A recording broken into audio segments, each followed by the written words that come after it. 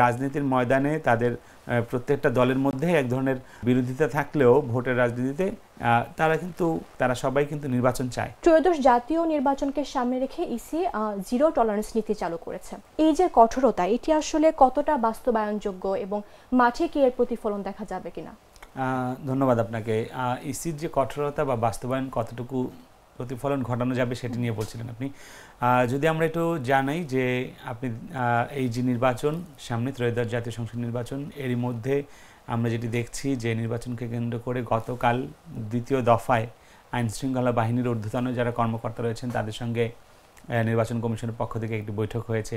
এর আগেও আপনি জানেন যে বৈঠক হয়েছে, এটি ছিল দ্বিতীয় দফায়। তবে এই যে বৈঠক এবং এই বৈঠকের মধ্যে তাদের যে আলোচনা হয়েছে সেই আলোচনার মধ্যে বিভিন্ন বিষয় উঠে এসেছে, বিশেষ করে এই যে রাজনৈতিক যে অস্থিরতা এবং নির্বাচনকালীন যে নিরাপত্তা ব্যবস্থা এটি নিয়ে, এবং ভোট কেন্দ্রের নিরাপত্তা, প্রার্থী এবং ভোটার উভয়ের নিরাপত্তা নিয়ে। তো এখন পর্যন্ত নির্বাচন কমিশন আসলে আপনি জানেন যে এখনও যেহেতু তফসিল ঘোষণা হয়নি, সুতরাং বেশ কিছু অভিযোগ আমরা যখন নির্বাচন কমিশনে আমরা পেয়েছি এখন, যেমন আপনি জানেন যে গতকালও পাবনায় জামাতের একজন প্রার্থীর গাড়ি বহরে বিরোধী পক্ষের একটি হামলা হয়েছে। এটি নিয়ে আমরা যখন গণমাধ্যম থেকে প্রশ্ন করা হয়, তো তখন তারা যেটি বলছেন যে তফসিল ঘোষণা হলেই মূলত পুরোপুরিভাবে আইন শৃঙ্খলা বাহিনী যখন ইসির নিয়ন্ত্রণে থাকবে, তখন এখনও কিন্তু আইন শৃঙ্খলা বাহিনী ইসির নিয়ন্ত্রণে নয়, এখন হচ্ছে স্বরাষ্ট্র মন্ত্রণালয় দেখছে। তবে যখন তফসিল ঘোষণা হয়ে যাবে তখন কিন্তু নির্বাচন কমিশনের নিয়ন্ত্রণে থাকবে, পাশাপাশি স্বরাষ্ট্র মন্ত্রণালয় এবং নির্বাচন কমিশন উভয় যৌথভাবে আইন শৃঙ্খলা মনিটরিং করবে। অর্থাৎ এর থেকে বোঝা যায় যে তফসিল ঘোষণা হলে এখন যে আইন শৃঙ্খলার পরিস্থিতি রয়েছে কিছুটা হলেও তার উন্নতি হবে আশা করছি। 3 স্তরের নিরাপত্তা, স্ট্যাটিক এবং মোবাইল ও সেন্ট্রাল রিজার্ভ, এই ব্যবস্থাগুলো কি আসলে অতীত অভিজ্ঞতার আলোকে যথেষ্ট কিনা, নাকি আরও কোনো আক্রমণাত্মক প্রস্তুতি প্রয়োজন? না, আসলে সত্যি কথা বলতে কি, এই যে নিরাপত্তা, প্রার্থীদেরকে সচেতন হতে হবে এবং নিজ নিজ জায়গা থেকে প্রত্যেকে সহনশীল হতে হবে। দীর্ঘদিন পরে বাংলাদেশে একটি সকল দলের একটা নির্বাচন হতে যাচ্ছে, যেখানে কিনা অংশগ্রহণমূলক নির্বাচন বলা হচ্ছে, এবং বলা হচ্ছে যে গণতন্ত্র উত্তরণের পথ এই নির্বাচনকে বলা হচ্ছে। সেখানে যদি প্রার্থীরা তাদের নিজেদের নিরাপত্তা বিঘ্ন ঘটায়, সেই ক্ষেত্রে আসলে নির্বাচন কমিশনের খুব বেশি কিছু করার থাকবে না। তবে আপনি জানেন যে এবার হচ্ছে এআই নিয়ে একটা চ্যালেঞ্জ, অর্থাৎ শুধুমাত্র আইন শৃঙ্খলা বাহিনী মাঠে কাজ করবে এই না, এটার বাইরেও আমরা যে দেখছি যে সাইবার নিরাপত্তার কথা বলা হচ্ছে, এবং এআইতে হচ্ছে আমরা দেখছি যে বিভিন্ন অপতথ্য কিন্তু সোশ্যাল মিডিয়ায় ভাইরাল হচ্ছে, যেই পোস্টকে কেন্দ্র করে বিভিন্ন স্থানীয় পর্যায়ে রাজনীতি কিন্তু আমরা দেখছি যে গরম হচ্ছে, এখানে মারামারি হচ্ছে।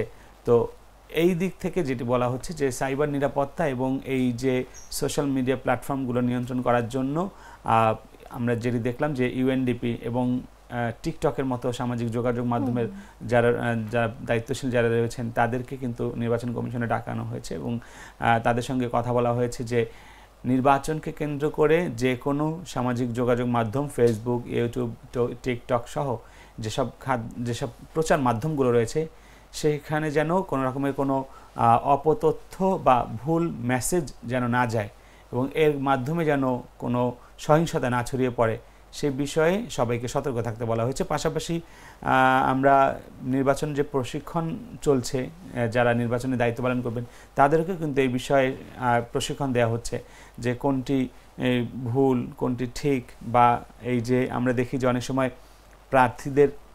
প্রার্থীদের হয়ে নির্বাচন কমিশনের যারা দায়িত্ব পালন করেন অনেক সময় তাদের আপ্যায়ন গ্রহণ করে, তো যে কারণে কিন্তু একজন আরেকজনের প্রতি অভিযোগ এবং সহিংসতা হয়।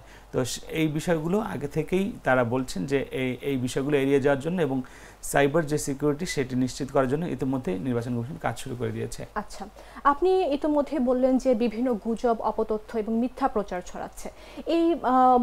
এসব বন্ধে আসলে সাইবার সিকিউরিটি সেল এবং সোশ্যাল মিডিয়া মনিটরিং এগুলো আসলে কতটা কার্যকর ভূমিকা রাখতে পারে এবং এর প্রয়োগে কি ধরনের চ্যালেঞ্জ আসতে পারে? আসলে কার্যকর ভূমিকা তো আনতে হবে, কতটুকু কার্যকর হবে সেটির চাইতে বড় বিষয় হচ্ছে কার্যকর ভূমিকা নিয়ে আসতে হবে। যদি না নিয়ে আসা হয় সেই ক্ষেত্রে আসলে জানেন এত ভুয়া অ্যাকাউন্ট, এত প্ল্যাটফর্ম থেকে দেশে এবং দেশের বাইরে থেকে গুজব ছড়ানো হচ্ছে নির্বাচন, আমরা কিন্তু দেখছি যে রাজনৈতিক দলগুলোর পক্ষ থেকে বলা হচ্ছে যে মূলত নির্বাচনকে বানচাল করতেই এরকম ভুয়া অপতথ্যগুলো ছড়ানো হচ্ছে। সুতরাং নির্বাচন কমিশন শুধু একার পক্ষে আসলে এটা সম্ভব না। আমি যেটি বললাম যে বিভিন্ন সংস্থাগুলোর সঙ্গে বসা হচ্ছে এবং পাশাপাশি বিটিআরসি রয়েছে, তাদের সহযোগিতা দরকার, আইসিটি মন্ত্রণালয়ের সহযোগিতা দরকার। তারা যদি সহযোগিতা করে সেই ক্ষেত্রে হয়তো এই যে অপতথ্য যেটি বলছিলেন ঘুরে ফিরে আসলে ওই একই জায়গাতে আসতে হচ্ছে যে এই যে সাইবার সিকিউরিটি নিশ্চিত করার জন্য নির্বাচন কমিশনের একার পক্ষে সম্ভব না। এই দলমত নির্বিশেষে কাজ করতে হবে যেন একে অন্যের প্রতি বিনা কারণে কোনো উস্কানিমূলক কোনো ফেসবুক পোস্ট আমরা না করি। পাশাপাশি আরও একটি নাগরিকদের থেকেও দায়িত্ব রয়েছে, সেটা যে আমরা যে কোনো তথ্য ফেসবুকে দেখলেই আমরা সেটি শেয়ার করি, এটিও আমাদেরকে বন্ধ করতে হবে। অর্থাৎ ফেসবুক ব্যবহারে কিন্তু আমাদেরকে সচেতন হতে হবে, নইলে এই একটি ফেসবুক পোস্টকে কেন্দ্র করে কিন্তু আমরা দেখছি যে বড় আকারের সহিংসতা হচ্ছে, এতে কিন্তু অনেকের প্রাণও আমরা দেখেছি যে হানি হয়েছে। তো নির্বাচন কমিশন থেকে সর্বোচ্চ চেষ্টা করা হচ্ছে, বাকিটুকু আসলে সময় হলেই আমরা দেখতে পারবো এটি কতটুকু কাজে লেগেছে। আচ্ছা, ভোটের সময় কিন্তু 7 লাখের বেশি আইনশৃঙ্খলা বাহিনী মাঠে নামছে। এত বড় বাহিনীর সমন্বয়ে আসলে স্বরাষ্ট্র মন্ত্রণালয় এবং ইসির যে কাজের সামঞ্জস্যটা আসলে কতটুকু নিশ্চিত বলে মনে হয় আপনার? এই ভোটের আমরা গত দুদিন আগেই আমরা যেটি দেখেছি যে বর্ডার গার্ড বাংলাদেশ একটি মহড়া দিয়েছে নির্বাচনকালীন তাদের আইন শৃঙ্খলা পরিস্থিতি কিভাবে তারা মোকাবেলা করবে। তারপর হচ্ছে আমরা যেটি দেখলাম যে আনসার ভিডিপির পক্ষ থেকে এরকম একটা মহড়া করা হয়েছিল। পাশাপাশি প্রধান নির্বাচন কমিশনার বলেছেন যে এবার ভোটে ইসি সচিব যিনি রয়েছেন তিনি বলেছেন যে এবছর আইন শৃঙ্খলা বাহিনী যে 7 লাখ যেটি বলছেন তার মধ্যে কিন্তু পুলিশ, সেনাবাহিনী, র্যাব, বিজিবি, কোস্টগার্ড সহ আনসার সদস্য সহ অসংখ্য বাহিনী থাকবে। তবে একটি রাজনৈতিক দলের পক্ষ থেকে বলা হয়েছিল যে প্রত্যেকটি কেন্দ্রে যেন সেনাবাহিনীর সদস্যরা থাকে, এটি আসলে সম্ভব না। সেনাবাহিনী এবারও থাকবে, স্ট্রাইকিং ফোর্স হিসেবে থাকবে এবং অতীতে যারা দায়িত্ব পালন করবেন তাদের অনেকেরই অতীত নির্বাচনে দায়িত্ব পালন করার অভিজ্ঞতা রয়েছে। বিশেষ করে নির্বাচন কমিশনে যারা এই মুহূর্তে দায়িত্ব রয়েছেন, প্রধান নির্বাচন যারা কমিশনার রয়েছেন তারা বাদে অন্য যারা কর্মকর্তা রয়েছেন তাদের কিন্তু অতীতে নির্বাচনের অভিজ্ঞতা রয়েছে। সুতরাং তারা এই নির্বাচন সুষ্ঠুভাবে সম্পন্ন করার জন্য শুধুমাত্র তাদের মানসিক একটা পরিবর্তন দরকার। তারা যদি মনস্থির করে যে একটি সুষ্ঠু নির্বাচন জনগণকে উপহার দেবে, দেশের মানুষকে উপহার দেবে, তাহলে তাদের পক্ষে সম্ভব। একইভাবে আইন শৃঙ্খলা বাহিনীর পক্ষেও তারা যদি স্থির করেন যে জনগণকে একটি সুষ্ঠু সুন্দর নির্বাচন তাদের পক্ষ থেকে দেবেন, তাদের পক্ষে দেওয়া সম্ভব। পাশাপাশি আমরা যেটি বলবো যে আপনি জানেন যে বেশ কয়েকটি রাজনৈতিক দল যারা পতিত রাজনৈতিক দল তারা নির্বাচন বানচাল করার জন্য হুঁশিয়ারি দিয়েছে একদিক থেকে সামাজিক যোগাযোগের মাধ্যমে। তবে আইনশৃঙ্খলা বাহিনীর পক্ষ থেকে বলা হচ্ছে যে এই ধরনের কোনো হুঁশিয়ারি আসলে কোনো কাজে আসবে না এবং যে বা যারাই নির্বাচনকে কেন্দ্র করে পরিস্থিতি অস্থিতিশীল করার চেষ্টা করবে তাদের বিরুদ্ধেই আইনশৃঙ্খলা বাহিনী কঠোর ভূমিকা পালন করবে বলে জানানো হয়েছে। আচ্ছা, প্রথম দিন থেকেই কিন্তু কঠোর নিরাপত্তা ব্যবস্থার ঘোষণা করা হয়েছে, বিশেষ করে আচরণবিধি লঙ্ঘন এবং নির্বাচনী সহিংসতার প্রতিরোধে।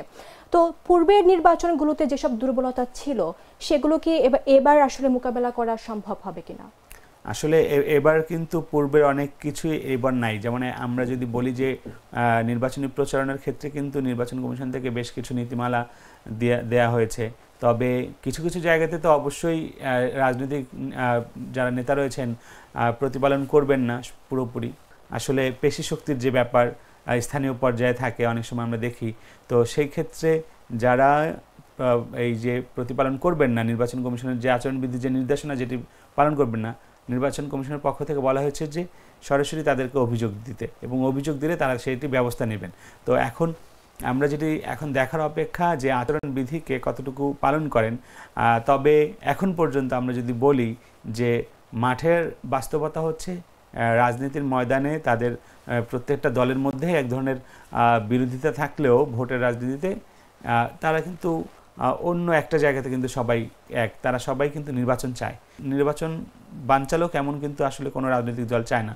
সুতরাং আশা করা যায় যে আচরণবিধি যেদিন থেকে তফসিল ঘোষণা করা হবে সেদিন থেকেই আর প্রার্থীদের পক্ষ থেকে আচরণবিধি প্রতিপালন করার জন্য সচেষ্ট ভূমিকা পালন করবে এবং নির্বাচন কমিশনও কঠোর হবে। এখন যেমন আমরা যে বিচ্ছিন্ন ঘটনার সংবাদ শুনতে পাই, হয়তো সেটি কমে আসবে। আচ্ছা, অসংখ্য ধন্যবাদ রাকিব আপনাকে আমাদের সঙ্গে আলোচনায় যুক্ত হওয়ার জন্য। আপনাকে অসংখ্য ধন্যবাদ।